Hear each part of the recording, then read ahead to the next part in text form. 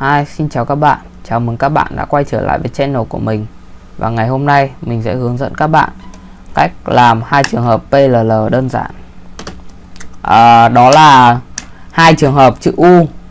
Một là trường hợp chữ U thuận, tức là nó đi từ chiều này sang bên này, sang bên này. Rồi. Còn hai là trường hợp chữ U ngược là nó đi từ chiều này sang bên này, tức là nó đi ngược chiều kim đồng hồ. Đây là nó đi thuận chiều kim đồng hồ. Rồi. Thì mình sẽ bỏ nó sang một bên. Bước vào trường hợp thứ nhất. Trường hợp này. Đây là công thức, nó sẽ hoán vị ba cạnh. Cạnh này, cạnh này và cạnh này. Cạnh này sẽ sang bên này, cạnh này sang bên này, và cạnh này sẽ trở lại chỗ này.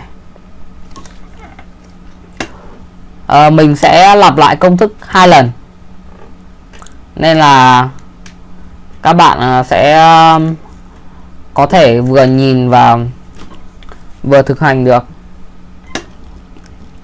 Rồi.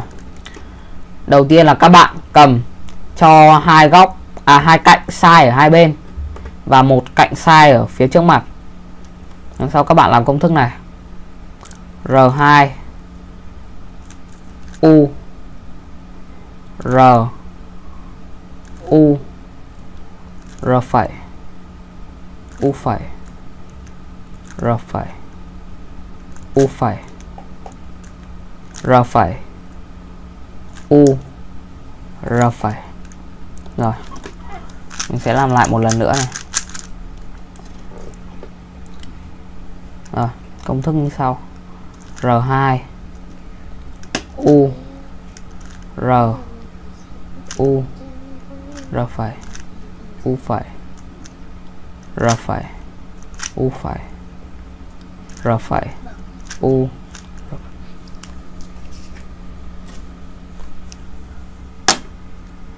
Rồi. Và trường hợp thứ hai là trường hợp chữ U ngược. Trường hợp này thì nó sẽ ngược lại với cái trường hợp kia.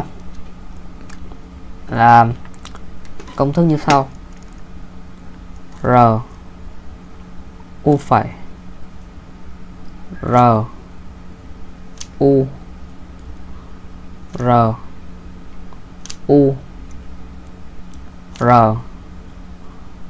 U phẩy R phẩy U phẩy R2. Rồi. Đây, mình sẽ làm lại một lần nữa.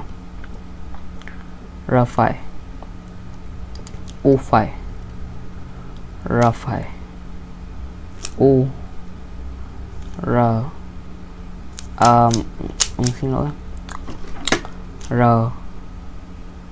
U phẩy R U R U R U phẩy R phẩy U phẩy R2. Rồi.